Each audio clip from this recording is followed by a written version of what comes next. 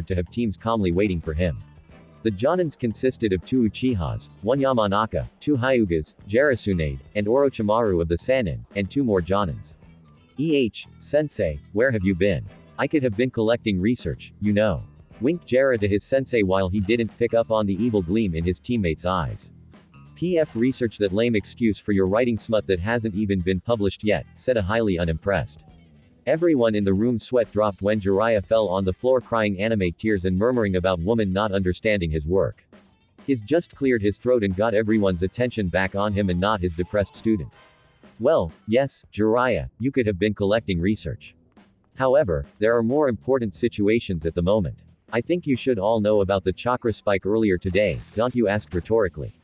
Of course, everyone here would have sensed it. But only those chosen by the Hokage were sent to see the source of the massive chakra spike. The spike in chakra was that big that if you combined the amount of chakra in Konoha together, it would only just cover maybe a quarter of the chakra. Everyone in the room grew serious at the mention of the chakra spike, and by the looks on their faces, they were demanding an explanation. Father said, whatever the chakra spike was, it was highly dangerous and shouldn't be investigated. Spoke up Yakumi Uchuchi, followed by a nod from Tekuchiya. The Hyugas just scoffed at the Uchiha clan while inside there were probably the most curious. Well, yes, the level of chakra was dangerously high. So high in fact that if it were to be directed on you, most seasoned jonin would lose conscious. He said before continuing, however, at the chakra spike's source was a young boy the age of 12 was found. I don't believe that he was the chakra spike, but could be linked to the chakra spike. However, when my Ambu came back with the boy, he said he didn't remember anything as to how he got here or where he was. So, I allowed him to join Konoha if he passed the Genin test. Finished the Hogue as he looked at the strange expressions. That earned quite a few raised eyebrows as to why he would do that. A boy that could only remember his name was probably not going to be able to pass. Why would you do that, sensei? If he could only remember his name, why would you tell him to take the test? Asked a curious Jiraiya. He looked all the participants in the room straight into the eyes before he finished the rest of his tale. Well, Jiraiya, it was to confirm my suspicions. He then took a deep breath. Nar, the white-haired boy, was able to finish the written test in 15 minutes and performed the 3 required enjutsus effortlessly and without hand signs or speech. Everyone's eyes shot up dramatically. Orochimaru was pretty much foaming around the mouth at the level of skill the boy could or does possess. Jera and Tsunade were shocked more than anything. The boy was a lot better than them in the academy. While the Uchiha and Hyugas were planning to get the boy under their wing in their respective clans. Are you serious, sensei? The boy is that talented? Asked a freaked out Jiraiya. Yes, Jerion. Young Naruto is the word prodigy down to the core, replied Hiruzen. Orochimaru finally spoke up after composing himself dramatically. Who gets the boy? Hiruzen sensei. I'd gladly take him under my wing. Craved Orochimaru. Hiruzen just eyed his student for a second before closing his eyes and pinching his nose. He wondered if this was the right plan of action. I have decided to give Naruto to my daughter and her pre-selected team consisting of Naoki Senju, Kosa Uzuaki, and Makoto Uchiha. Finished the Hokage getting a destroyed desk in the process by an enraged Tsunade. Why is Naoki going to Natsumi? I should be his sensei, screamed while Hiruzen sat there emotionlessly. Ad-chan, I decided to give Naoki to Natsumi and the team Naoki, Kusha, and Makoto because overall that team shows good promise for an all-around team best suited for all situations. Natsumi would be best suited for teaching Naoki because Naoki like Natsumi is a Enjutsu specialist. Kusha because Natsumi is experienced with Fujutsu in case the Kyuubi decides to try and force his way out. While Makoto is best friends and rival to Kosa, thus meaning they could bring the best out of each other to benefit not only themselves but Konoha in general. Calmly said Hazen. Tsunade was about to revolt when Jera put a hand on her shoulder and successfully calmed her down. I see. Sorry, sensei, said a depressed Tsunade. It's quite all right. I understand that being his brother, you would want to teach him. She just nodded and stepped back in line with the other Jonin while Hiruzen scanned the room. Now then, you all know your teams and team placement in tomorrow. I suggest you all make it on time to see this year's new genin if they pass your test first, said Hiruzen, and in return received a few highs in the process as everyone disappeared from the room in a plume of smoke. The old Hokage just shook his head at what Naruto had caused just by showing up in the wrong place at the wrong time. Hunching the bridge of his nose, he said to himself, Jige. Nar, let's see what you have got to benefit Konoha. And if my suspicions are correct, you would have caused that massive chakra spike. Mused the Hokage before he went about fixing his desk. Chirping, that was all he could hear from the birds outside his window as the sun managed to find creases in his draped blinds and into its awaiting victim's eyes. Nar might not be able to remember much, anything, but still, he had already grown an irrational hatred to sunlight and mornings. Slowly rolling over on his queen-sized bed that lay in the middle of a clean and cluster-free room, he finally sat up as he knew he wouldn't be getting back to sleep anytime soon. Opening one eye slowly as sleep seemed to want to consume his already drooping eyes while he surveyed his room. Swiftly swinging his legs over the side of the mattress, he threw the covers that hid his already well-developed chest and muscular legs that one acquired through lots of strengthening and training. Grudgingly, he got out of the comfy haven called a bed and lugged himself over to the private bathroom located behind the door in the corner of the room for his morning pleasantries. The white-haired child just sighed to himself as he stared out of the window in the bathroom. By his estimation, it was about 6 a.m., meaning he didn't have to be at the academy for another 2 hours. I wonder how people will react to me. I'm not sure if I'll even make any friends, let alone making a good impression.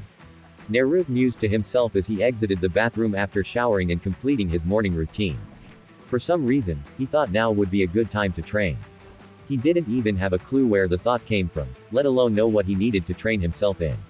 It was almost like he wanted to train, but couldn't remember what to train himself in her for. The thoughts of not remembering anything were quickly aggravating the white-haired boy. He didn't know why he couldn't remember anything.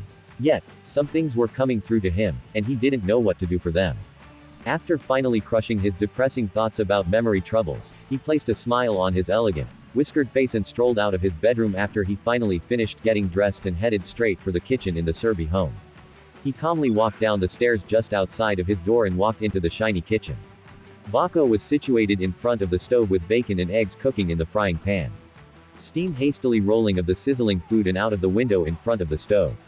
He quickly sat down in an unoccupied chair as Heen was sat to his left reading a newspaper of the local Konoha Times.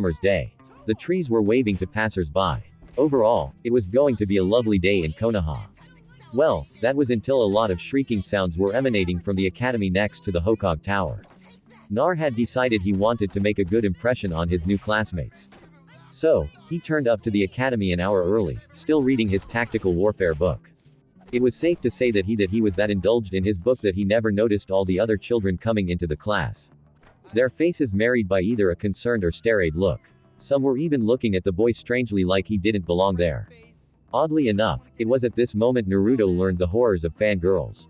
A group of civilian children, or so Nar guessed by their clothing, were talking very loudly and gawking at his appearance and facial appearance.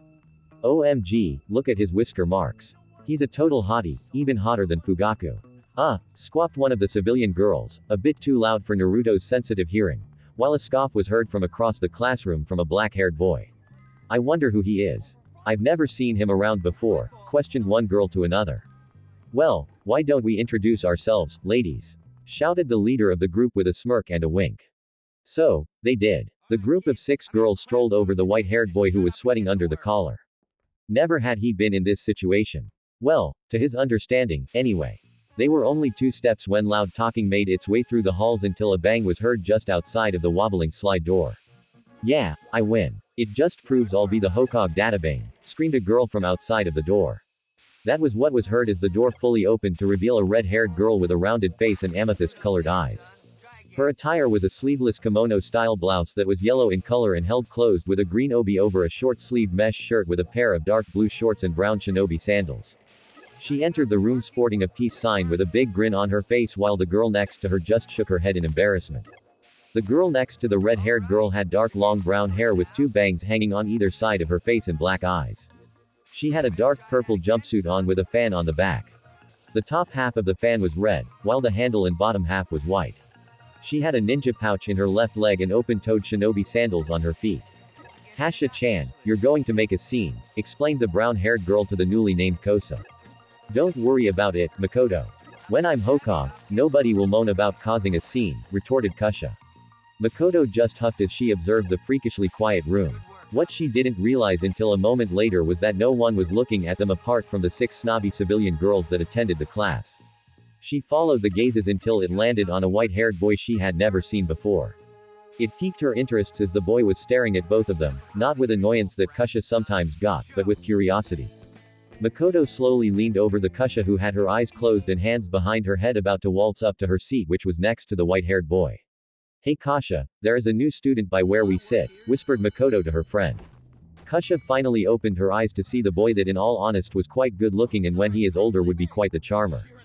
It was then that his gaze met hers. He didn't stare at her like some of the others did, as though she didn't belong here, but with a longing in his eyes that screamed out for a friend.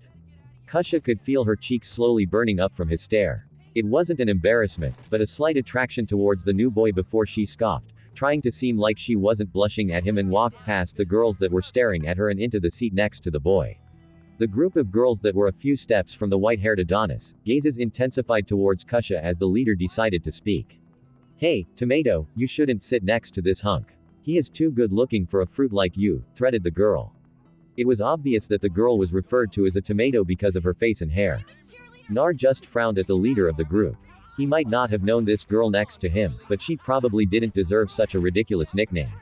So, he decided to stick up for the girl. Whether she needed it or not, he didn't know. But he felt a strange connection with the girl next to him. He didn't know how to explain it, but it felt like he knew her all his life. Why do you call her a tomato? Asked the enigma. That was the white-haired boy, Nar. One of the girls blushed up a storm, obviously finding his voice quite attractive before the leader of the pack decided to indulge him. Well, we call her a tomato because her hair and face resembles that of a tomato. That and when she blushes to turns bright red, laughed the girl in most of the class. Makoto had decided that was enough when she out of nowhere spoke from the seat next to Kusha and at the end of the row. Just leave Kushi-chan alone. You're all just a bunch of bully, she said before a new voice interjected slightly louder than her own. Kusha at this point was feeling quite nervous and downtrodden. She was nervous because she didn't know how the new boy would react. She didn't know why she cared, but she wanted to make an impression and have a new friend other than Makoto and Nawaki. However, that idea was blown out of the window when Naruto interjected over the top of her friend Makoto in a clam voice that left her wondering how his voice overpowered Makoto when she was shouting. First off, my name is Nar. Second, I don't think Kusha was it, he said while looking at the girl who nodded in response. Right, I don't think she looks like a tomato. She seems like a kunoichi that has a lot of potential that could help her on her road to Hokage. Well, that's if I don't beat her to it first, finished Naruto with a challenging smirk as he looked to Kusha, making her blush a little at his piercing silver eyes that were just as cute as his face. She just turned away from him when she noticed the teacher enter the room. Come on now, class. Sit down. We have a new student, so can Nar please make his way to the front? Asked the teacher while he calmed the class down. The group of girls were about to retort to the delusional Nar about not knowing beauty when it was stood in front of him, but one gaze from the teacher and they scuttled back to their seats. Nar had just gotten up from his seat when a hand was placed on his arm. Spinning his head around to the hand attached to his arm, he followed the fair-skinned arm back to the owner, Kusha. Thank you. It was two simple words spoken in a low pitch so only he would hear it. Nar nodded to her in response and put on a smile to his graceful face, which in turn made Kusha smile back before her hand moved of his arm. Nar trotted down the stairs, not caring that everyone was staring at him. He walked down the stairs with his body on autopilot with a smile in his face as he thought about what Kusha said. Two simple words that could bring someone from being depressed to happy for helping someone. It brought a nice warm feeling to his stomach as he stopped in front of the Chunin teacher and faced the class. His smile still in place, the same smile he used on Kusha as he surveyed the room. Why don't you introduce yourself, Nar? Asked the Chunin teacher. The young white-haired boy just hummed in agreement before he started talking towards his fellow classmates. My name is Nar. I'm 12 years old and I'm going to become the next Hokage, shouted the boy with much vigor and determination clear in his eyes. He smirked to himself before shouting one more word and looking straight at Kosa. Databane, he inwardly laughed to himself as he saw Kusha's smile turn into a smile with a deep blush present on her face as her eyes hardened and stared at Nar. Nar smiled sheepishly while scratching the back of his head, a habit he didn't know where he got from, but smiled nevertheless to Kusha and muttered an apology to her. The teacher just stared at Naruto for a second. He knew of the boy's special condition. Memory loss could plague a ninja in later life. In some cases, it could lead to people implanting fake memories into your head and use you against your friends or village. It was when the teacher was about to send the boy back to his seat when a blonde-haired kid named Minato and a black-haired kid called Fugaku stood from their respective seats. I'm going to become the next Hokage. That means me and you are rivals for the seat, shouted Minato nicely as he looked down at Naruto from his elevated position. While Naruto smiled to the boy and looked towards Fugaku, all the while Fugaku's eyes hardened at the white-haired enigma, his only rival in the class was Minato. This Naruto person was an enigma in his own rights. And Fugaku didn't like things he didn't understand. So, he voiced his opinion to the boy. How did you get into the class this late anyway? Someone that doesn't even know their own last name means that you were abandoned as a baby or you gave up your last name because your family were disgraces, he said with a sneer. Minato and Makoto just eyed Fugaku for his inappropriate comment about a boy he didn't even know. While Kusha was sending an angry glare to the back of his head, what right did he have to insult someone that stuck up for her? She was about to retaliate to the inappropriate comment made by Fugaku when she looked towards Nar. His smile had left his face while a frown married his eyebrows. It seemed the comment struck a nerve because the frown looked so out of place in her opinion. She wanted to see if he was all right, to comfort him if he need be, but that was blown out the window when he retaliated. Right. Because I'm that ashamed of my family that I would give up my last name. He asked rhetorically. It seems that you like to insult people before you get to know them. Arrogance will get you killed in the life of a ninja and you'd be the first one. I bet just because you're from some good clan, you think you can talk down to anyone. Well, good luck, mister, because I'll put you in your place 100% of the time, said Nar calmly while he took to walking back to his seat. He left a gaping Fugaku, a classroom of laughter, and surprised raised eyebrows from Makoto and Minato. Obviously wondering if he could back up that claim. But only Kasha saw the big picture. His face still had a frown on it. And if you looked close enough, you could see the hurt look in his eyes as he sat back down next to her and slung his arms onto the desk and pretended to be asleep. She was about to see if he was okay and place a hand on his back in a comforting manner. But that idea was again blown out the window when the teacher started his speech. It has been a real pleasure to teach all of you in this class. You are all upcoming ninja in your own right and some, if not most, will become legends in the ninja world. You all have talent that needs to be brought out. So teams of 3-man cells have been devised by the Hokage to make sure to bring the best out of all of you. However, Naruto's appearance has caused an imbalance in the teams, and one team will be a 4-man cell, said the man calmly. He picked up the roster from his wooden desk and began to read through the list. Team 1 will be Dot.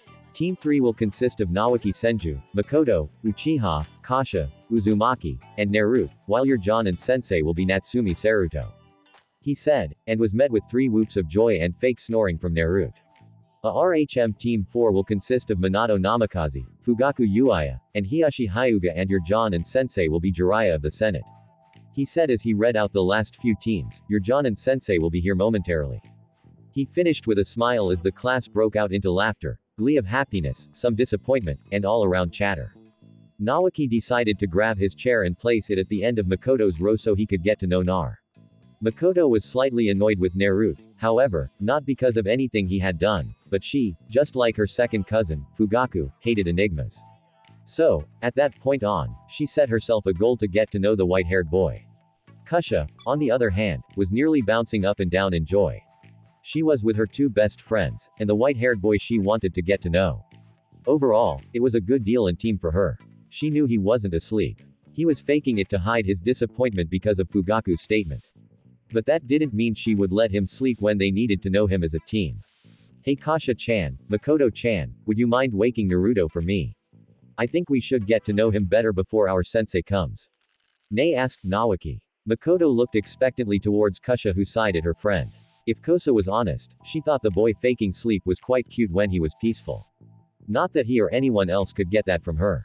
So in the end, she shook his shoulder gently a few times as he lifted his head of the desk and rubbed imaginary sleep from his eyes. What do you want? Kusha questioned the boy with his unwavering and in Kasha's case, gaze. It wasn't the stare of a curious boy, but a stare that held authority and had been through wars. It made no sense to her. Even if he didn't know he was doing it, it was as though he wasn't from this time. So Kusha did what she could do. Blush a little and stutter some incoherent sentences under her breath. Nar being the memoryless boy he was didn't know what to do. So he looked around until his eyes landed on a boy at the end of their row. "I'm sorry but who are you?" asked Naruto to Naoki who in return gained a tick mark above his head. "I'm Naoki your teammate along with these two here. Weren't you listening to the teacher just?" asked a bewildered Naoki as Naruto shook his head before he was about to rest his head again when Makoto started talking. "Naro, where did you come from?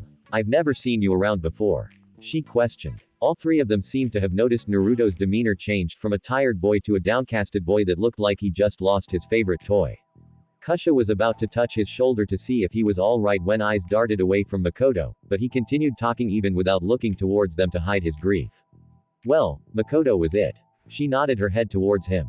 "Well, Makoto, I don't have any memories about my life up to yesterday when I woke up in the middle of Konoha's forest." Nar took a deep sigh. "I don't have a clue how I got here and that I don't know anyone here." He finished with a lone tear escaping his eye. Now they knew why he was so upset about Fugaku's comment. It must have been a slap to the face when confronted about memories and not knowing who your family was. It only proved to serve the fact that Fugaku was a dick and spoke before he thought things through. Like his actions as a ninja, he attacks without thinking of a plan and gets through on talent alone.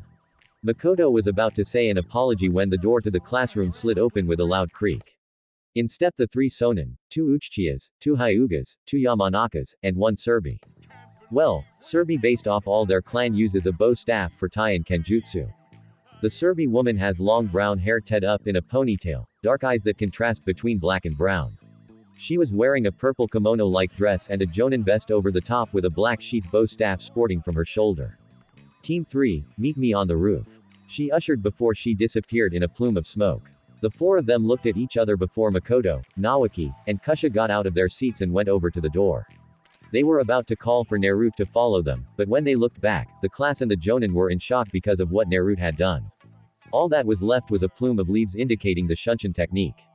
The 3 children looked at each other blankly before realization hit them and they stormed off out of the room and straight to the roof.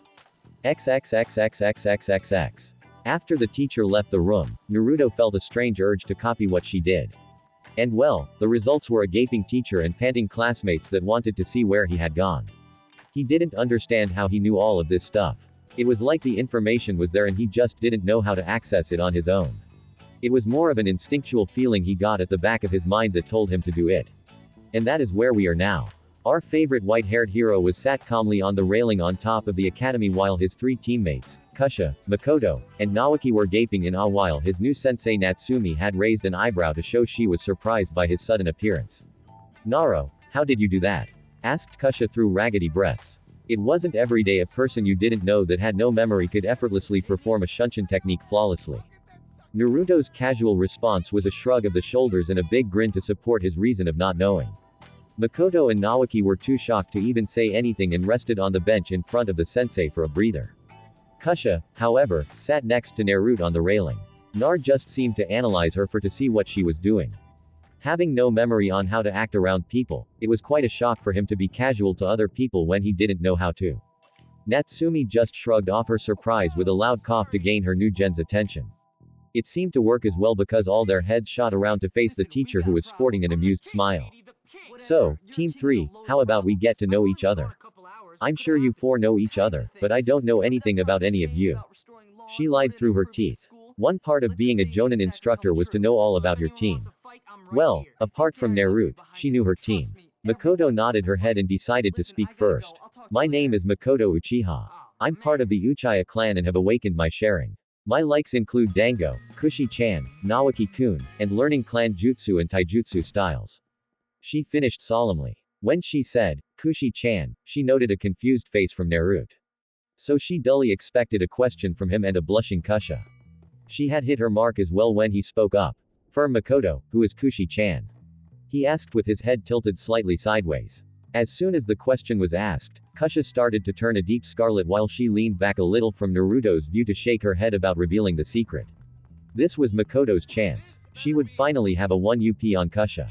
She could use this as blackmail, or she could embarrass her in front of Nar. To be honest, she didn't understand why she didn't want Naruto to know. It's not like she likes him or any. And there it was. Makoto finally found her ultimate blackmail. She had just realized that Kusha, whether subconsciously or not, had a slight attraction to Nar. It brought the biggest smile to Makoto's face at that instant while Naruto was still gazing at her. Well, Nar Kushi-chan is just a girl I know. You might also know her if you put enough thought into it, she said as Kusha sighed in relief without registering the other part her black-haired friend said. Naruto's puzzled face was the only reminder to the conversation as Natsumi decided to carry on with the introductions when she motioned towards Nawaki to begin his. Yeah, my name is Nawaki Senju. I like all my friends learning cool jutsu, my family, and especially my sister Abe. I hate people that use other people, perverts and rapists. My dream is to become the best Hokage ever. He finished by pumping his fist into the air and shouting to the sky. The action of course caused Natsumi and Naruto to snicker, giggle while Makoto and Kusha sweat dropped at the scene. This was normal for Nawaki and they had grown used to it. However, it still caused them to be a bit awkward around him in what they dubbed fantasy mode, picking themselves up off the ground. Kusha turned to find Naruto staring at her while chuckles kept escaping his luscious lips.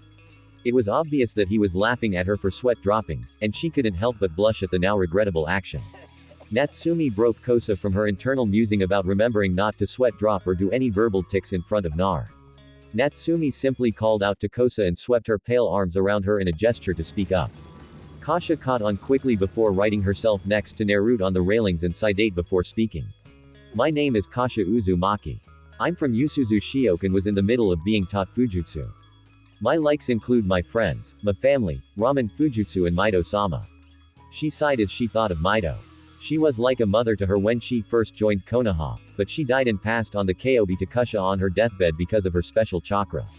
I dislike rapists, perverts, people who use other people for selfish reasons, and the villages that attacked Uzu a year after I left. She finished with a frown. She didn't even know who attacked her home, so she had no way of understanding who was behind the fall of her village. It infuriated her to no end. It was like she was being kept in the dark about it so she wouldn't leave the village and follow after revenge, which bearing in mind is a stupid thought. Anyway, she is 12 and a Janine at most. Anyone of a higher rank could have taken her out. She was that caught up in her internal battle that she jumped when a reassuring hand softly clutched at her shoulder. Slowly turning her head to follow the hand to the owner. She saw Nar with a concerned expression written on his face as he searched her eyes. She didn't know why, but she felt like she could be held by his hand all day and can enjoy every minute of it. It was like his figure just radiated warmth and compassion that drew her into slightly liking him more than a friend. She saw him open his mouth to ask her about her concerns, but she cut him off quickly with two simple words, "Thank you." She whispered again so only he would hear. It was comforting to her to know a new person like Naruto could get her to warm up to him so fast. She didn't know why, but she felt like she could trust Nar with her life if push came to shove. Naruto's face softened at hearing the words and moved his hand from the girl's shoulder. He looked back to his sensei and nodded when she gestured to him to start his introduction. My name is Nar. I don't know where I'm from, and I don't know anything about where I am. I guess I like my team, Kosa, Nawaki, and Makoto, and my new sensei. I have found one dislike. Mornings. The sunlight is so annoying in a morning. I wish I could blow up the sun, shouted Naruto with an evil gleam in his eyes. While his team and sensei sweat dropped, he calmed himself down inside. I'd say my newfound ambition is to become a Hokage that is stronger than the rest, especially Hokage-sama. When I become Hokage, I want me to look at me proudly for letting me stop in his home when I first got here, Naruto said solemnly while he stared up at the sky. Kusha and Makoto looked at his soft expression before sighing nicely at his dream. It must be hard not having your memory to help you out in these situations. Naoki saw Naruto as a potential rival friend and his respect for the boy went up drastically. However, Natsumi was slightly taken back when he mentioned staying at her house when he first got here. So, she decided to voice her opinion to the white-haired boy. Hey Naruto, when did you stay at Hokage-sama's house? She asked, catching her slip about her house being the daughter of the Hokage. Even though her last name practically gave it away, she hoped the boy hadn't made the connection yet.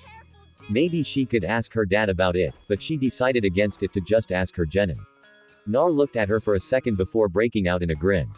When I was first found in the forest, I had to sit an exam.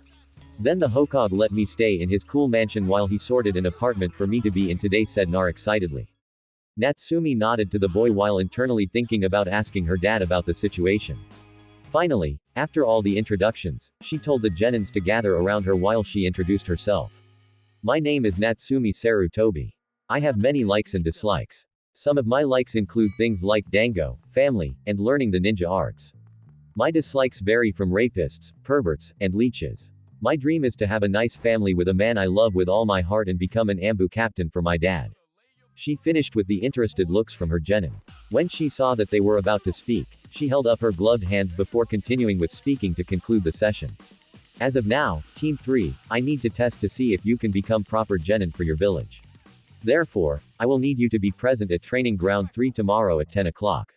She said as she walked over to the railing and stepping on them, she turned back to see her gen and look at her like she was crazy.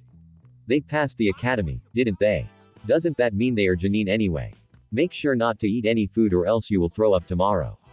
I've got such a test planned for you all, she said with a sadistic smile on her face as she disappeared in a plume of smoke. The four genin stood there dumbfounded contemplating what the sensei just said before Makoto and Naoki stood up from the group and looked at Naruto and Kusha. I'm going to have to get back Kasha-chan. Nar father is going to be worried if I'm late to training. See you guys tomorrow, she said as she walked from the group and down the stairs. Naoki nodded as well and spoke. Enchin said she would train me for a bit as well. So, it looks like I'll see you guys tomorrow. Make sure to bring your A game. Well needed against sensei, he said as he took off running after Makoto. They vaguely heard him shout, "Wait up, Makoto-chan." As he disappeared from view, Kusha looked disappointed. She wanted the four of them to go to the nice ramen stand on the way to her apartment. However, that idea has blown out of the window when they both left to do training. But she did still have Nar. Maybe she could get to know him better and possibly help him get his memory back. Hey, Nar, do you want to come to the ramen stand with me, to get to know each other better? She asked with a nice smile. The boy in question looked towards his red-haired friend before a soft smile came to his face as he nodded.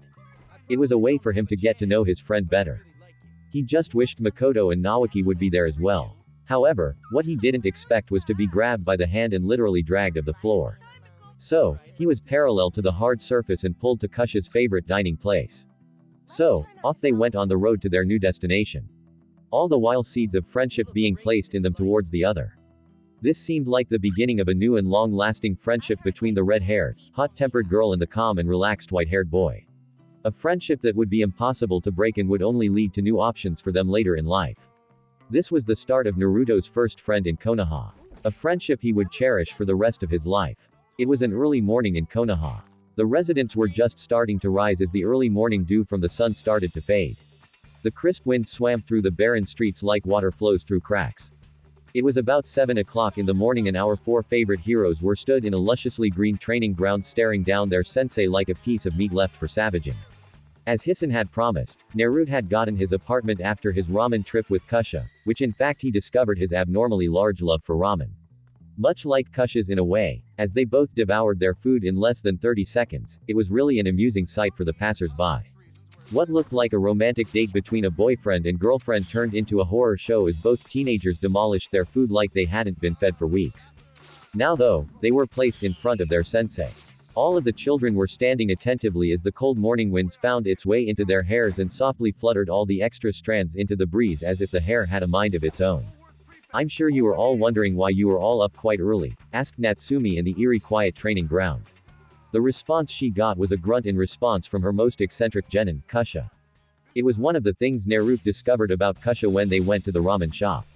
Kusha, like him, had an irrational hatred for mornings. It was one of the traits he found the most cute about her. How she passionately described her hatred for mornings because they steal her sleeping time.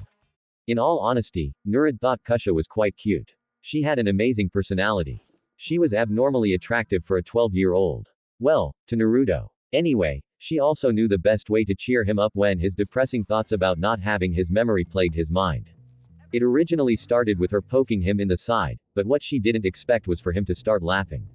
It was obvious a maniacal plan came to her mind when her eyes gained that glint. She ruthlessly attacked Naruto's sides in the ramen shop. It even went as far as making Naruto roll around on the floor in hysterics. However, he couldn't because Kusha had sat on his waist and tickled his sides without stopping until she noticed their position and blushed a deep scarlet. That was one of the best memories Naruto had. And in all honesty, he promised himself to cherish it so he wouldn't ever forget the memory of gaining his first true friend. Come on, Kusha-chan. The mornings aren't that bad now, are they? Asked Naruto with a slight giggle at the red-haired friend pouting at him. During their talk yesterday in the ramen cafe, the two children even went as far as saying affectionate suffixes at the end of their names. It was for them both to know that they had made a new friend and would cherish the friendship they had gained above all else. Natsumi raised an eyebrow to her gen's new behavior. It seemed that Nar had gotten close to Kusha in that short amount of time. And from what Natsumi read from the academy, Kusha never warmed up to people that quickly. She didn't even warm up that quickly to Makoto, and she was the girl's best friend. Makoto and Naoki's eyes slightly bulged out of their sockets when they say Kusha and Naruto acting like they had been best friends all their life. It was slightly nerving for Makoto to see the two of them warm up to each other so quickly after probably one encounter. Hell, it had taken Makoto 4 months to get Kusha to be her friend. Well, it seems Naruto has a strange effect on people. He got Kusha to open up to him in a day. That's defiantly got to be a world record. Natsumi mused to herself before making an overly dramatic cough to get all her gen's attention. However, it seemed to just make Naruto and Kusha blush in embarrassment at being caught in one of their chats where they were oblivious to the world. Natsumi just sighed. Today is going to be a long day at this rate, she thought before clapping her hands together. Okay, now Team 3. The point of this is that after you leave the academy, you have to do a test made by your John and to see if you are genitarial or need to attend the academy again.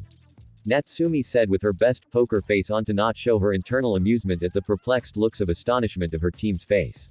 Makoto and Naoki looked shocked. They had managed to pass the test with amazing results. So they thought that was all it took to become a genin. They didn't realize that there was a test after the induction test to see if they could successfully be genin. Kusha knew what was coming. She had been told by her Ba-chan Mito what would happen after the genin induction test. She just didn't find it very necessary to tell everyone. Nar was just passive at it all. He didn't have a clue what was going on, but tried to put the best fake shocked face he could. Now then, the rules for this exercise are as follows. You will each take part in one-on-one match with whoever I say your opponent is. You can only use the style I say you can for the whole match, whether it is Tai, Nin, or Genjutsu. Natsumi finished while eyeing each of her genin. She was mentally working out matches to get the best out of her 4 students. Yeah, I'm going to show sensei how good I am, shouted Naoki in an obnoxious tone. It seemed he still had the academy mentality of what happens in fights. Makoto and Kusha rolled their eyes at him. He was always like that in the academy. Granted, he was talented in taijutsu, probably a benefit of being Tsunade's little brother and a Sanuier, but his arrogance really need to be toned down. Naruto, however, gave Naoki a slight smile at his enthusiasm. He knew Naoki had the same mentality to fights as him. Well, similar. Nar knew it wasn't about proving yourself, but completing the mission, working with your teammates, and protecting the ones you love. Now then, Natsumi started. We'll have Nar versus Naoki first for only taijutsu. Then, Makoto versus Kosa in Genjutsu, and the final fight will be all of you against each other in Enjutsu. She finished while ushering the boys to the middle of the clearing so that she could review them. Makoto and Kusha followed their sensei's lead and stood to the side of the clearing to watch the boys' performance. Nar and Naoki walked side by side straight to the middle of the clearing. Bowing to each other in a sign of respect, they started walking backwards until there was a 10-foot gap between them. I'm sorry, Nar, but you won't beat me in a taijutsu fight. Naoki started saying, I was taught a little by my sister. He said, trying to go Nar to whether give up or get angry. He got neither as Nar unconsciously slipped into a fighting style with his right foot slightly behind his left. His arms didn't move at all, just stayed stationary. Naoki, having been taught by his sister in taijutsu, started to analyze Naruto's stance for holes he could exploit. Poor Nar. His stance has that many holes that it isn't funny. Naoki mused to himself, never realizing it was exactly what Naruto wanted him to think. Begin. Natsumi's naturally angelic voice echoed through the clearing, grinning Naoki out of his internal musing. The young boy launched himself at Naro with impressive speed for and just up and at the Mac Academy student while Nar stood there motionless. Only his eyes narrowing slightly made everyone in the clearing know he was paying attention. Naoki was on Naruto in a matter of seconds, throwing fists and kicks at all the places Naruto had left gapes. Little did Naoki know that Naruto was in the perfect stance to counter all the fists and kicks that he sent to the white-haired enigma. That was how the match carried on for 5 minutes with Naruto countering all the punches and kicks.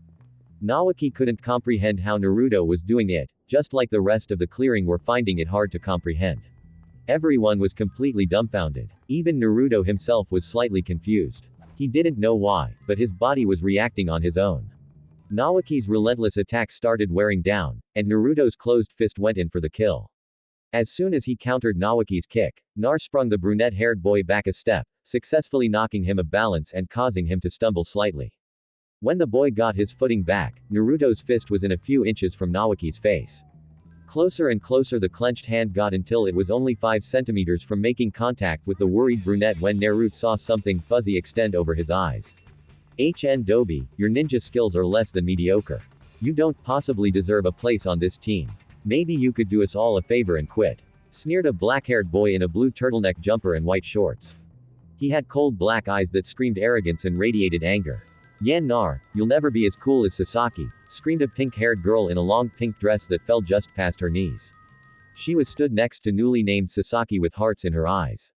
To her, he was the epitome of cool. And despite their young age, she, like most other girls at the academy, had already professed their love to the arrogant boy. Haven't you noticed, Nar? No one in the village wants you here.